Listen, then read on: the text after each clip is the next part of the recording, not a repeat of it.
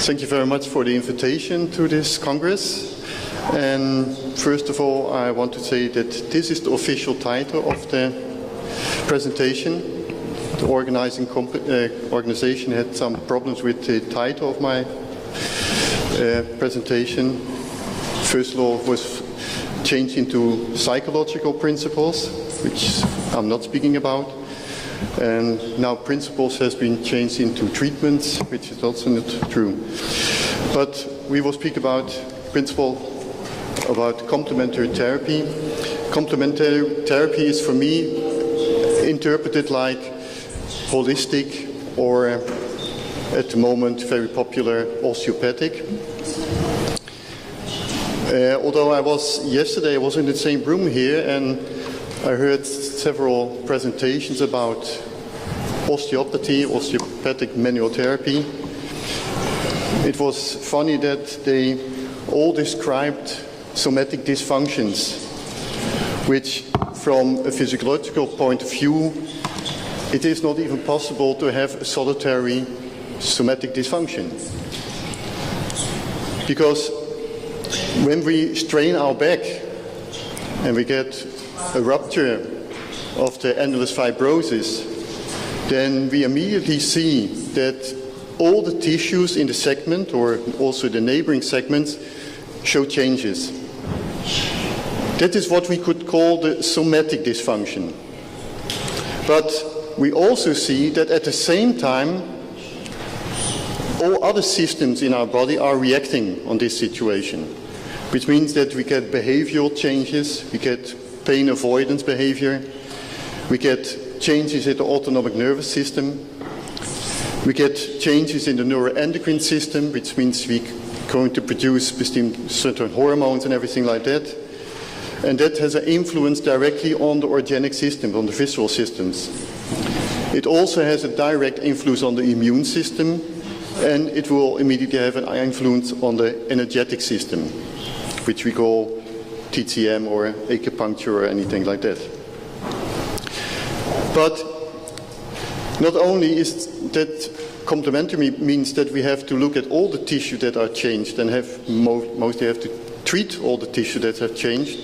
It's also the big questions, where did the problem start? Because in my case as a physical therapist, I get the patients with a so-called musculoskeletal problem. But it's the question, is that the primary problem, or is it a follow-up of other pathologies that the patient is having for a longer period of time? For example, when I have organic problems, for example, like urodynamic tract or the large intestines, then we immediately see that you get low back pain.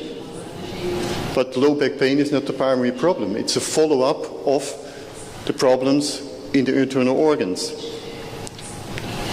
Also, when I have psychological problems, when I have depressions, or when I have a lot of stress, we see changes in the autonomic nervous system, we see changes in the neuroendocrine systems, which change the situation in also the tissues of the locomotor system, and then I get a somatic dysfunction.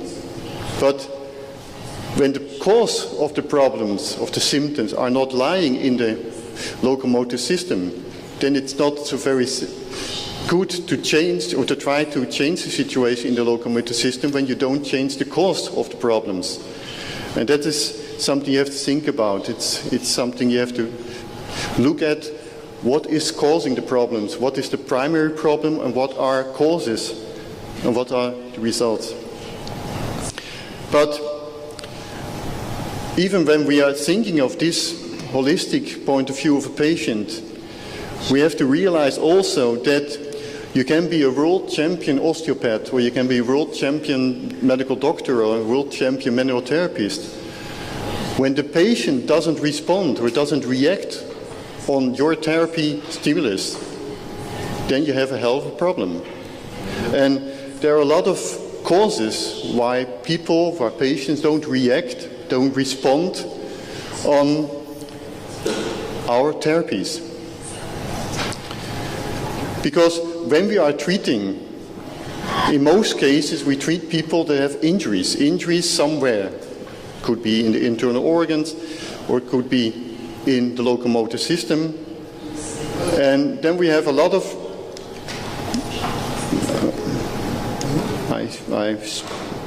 he jumps over a lot of slides. Now it's okay. So when we are trying to treat patients, we also have to follow physiological guidelines in order to enable processes like healing, regeneration, training, and in this way prevent further problems and disturbances. One of the big problems we are confronted with patients in this part of the world is that a lot of patients have a lack of physiological loading, which means they don't load their locomotor system, which means the locomotor system gets decreased in its stability and is very likely to get problems, but it also needs loading in order to heal. So you need to move, and that is something that's very often not done in daily living. Then we have the big problem of acidosis, which means that cells don't react, don't respond on physiological stimuli. For example, when we have patients with diabetes, we also know that healing is decreased and we have problems of healing and helping these patients. Also, a lack of vitamins, minerals, and everything like that is essential for the stability of the musculoskeletal system of the connective tissue. Also, a lack of essential amino acids, which is the basis of our connective tissue. And also a lack of essential unsaturated lipid acids like omega-3 and omega-6 are influencing wound healing. This is what is showing how daily living looks at. It's not so extreme that you can lie on the desk and sleep during your work, but we are sitting a lot, we are not working, we are not physically working, which means that we have a big problem in healing processes, because in healing you need loading, and also to stay stable you need loading of our locomotor system. A big problem, of course, is also smoking, atherosclerosis, stress, because stress releases stress hormones which decrease cell activity, is also increasing sympathetic reflex activity, and in this way decreasing circulation in the tissue. Then we have people that have malnutrition, which means that they don't eat the right things. But also we have the problem that people are not eating in the right way, which means that they're hardly chewing, which means that the problem in the digestive system will be that the macronutrients, which means the apple or the Wiener Schnitzel or something like that, is not going to be put into micronutrients, which are amino acids, carbohydrates, lipid acids, vitamins and everything like that, because that is the only thing that can go into the circular system and then get to the cells, which means we not only have to ask the patient what he is eating, but also how he is eating. Is he taking time to eat? Is he taking time to chew in an adequate way and everything like that? Also, when we have detoxification, which is a process that's taking place in the kidney, the bladder, the large intestine, the skin, the lungs and everything. And also we have a lot of medication that are interfering with wound healing. As we see, when we have wound healing process, the wound healing processes always start with the inflammation, which is a necessity for repair programs in our body. Which means that when we interfere in this wound healing process by decreasing or even eliminating the inflammation, then we have a big problem in healing. And as we see here, there are a lot of studies done about the influence, the negative influence on medication, on wound healing processes. And I can assure you, we mostly see here research done in the 2000s, but I can assure you at home I have a lot of studies also in the 1900s that have shown these effects on wound healing processes. So it's known for a long time already that these medications influence wound healing, and in this way disturb the patient and would make the problem longer and more difficult to clear. And it's also the question, of course, do we need anti-inflammatory drugs, or is the body able to do it itself? Because our body has the capacity to decrease inflammation, which is normal, because the inflammation process is only taking place about 5 days. And then the inflammation is going away because the body is, in the beginning, producing prostaglandins 2, but in a later stage is going to produce more and more prostaglandins 1 and 3 that are decreasing inflammation and stopping inflammation. In the nutrition, we find the omega-6 and omega-3 acids, and it should be in a relationship to another 2 to 1. But in the industrialized countries, as we see, we very often see a ratio of 30 to 40 to 1, which means that we get a lot more omega-6 acids, which make inflammation, as the omega-3 acids that decrease inflammation.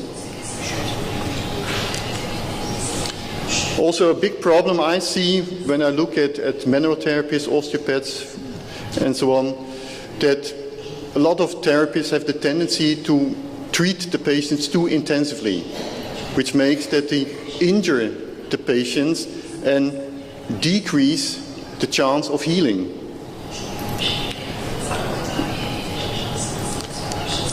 Smoking is a big problem, and it is known for a very long time that patients that smoke have more disc problems, they have more osteoarthritis, they have reduced wound healing, they have reduced or the worst regeneration. And there are also done studies on twins, 1X twins, which one part was smoking, the other part didn't smoke, and also it is found the same changes. So it's not a genetic problem, it's just the problem with smoking or not smoking. Atherosclerosis, of course, is also a big problem at the moment in our world. We see here that even with young people of 18 years old, 17 years old, you already can find atherosclerotic changes in the vessels, which means that we have a decreased circulation and in this way decreased wound healing. So we also have to think about this problem. Then, of course, we have always when we have pain, when we have stress, we have increased sympathetic reflex activity, which means that we have a decreased circulation especially in the locomotor system. Stress has also a very negative influence on the immune system, and stress also decreases the pH level in the interstitial fluid. And that's a big problem we are seeing with a lot of patients that are not reacting, not responding on therapies, is that we very often have a reduced pH level and acidosis, because the nutrition that a lot of people use are producing acids, which means sugar, animal proteins, a lot of milk products, many cereal species, but also liquids like coffee, black tea, alcohol, sugar-containing lemonades, and everything like that. They produce acids and decrease the pH, and in this way disabling the cell to make synthesis and repair. We also know that decreased pH level, acidosis, is also one of the causes for chronic pain. Then we see a large increase of patients with diabetes. My next speaker will speak about the diabetes more thorough. And we know that the diabetes patients have problems with producing growth factors, which are essential for wound healing. And in this way, of course, causing worst or the decreased repair and decreased stability. Also here we see that a lot of studies were done in this area. We also know that diabetes patients have very often kidney problems. Kidney is very important for stabilizing the pH in our body, which means that when we have diabetes, we also have problems with controlling the pH in our body, and in this way, controlling healing. Then we have a lot of patients which have are stress. We know that stress impairs the immune system. It could lead to allergies, it could lead to autoimmune problems and everything like that. And we see that stress is causing the release of cortisol, and in this way reducing activity which are enabling wound healing.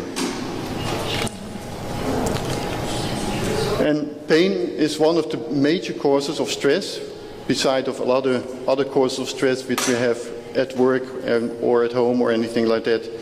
Also anger is shown to have a negative influence, and that's why relaxation therapies, yoga and everything like that can have a very positive influence on wound healing. Then we have detoxification problems, and one of the big problems is that patients do not drink enough, and very often what they drink is not detoxification, but it is intoxications. Then we need vitamins, minerals, because they are very important for the stability of the locomotor system of the connective tissue. Which means that when we want to treat patients and we want to do a holistic treatment and we want to go away from the regular school medicine, then we are going to get back to the source of biological medicine and biological therapies. And when we want to get to the source, you have to swim against the tide. And that needs courage, power, and a lot of endurance. Thank you very much.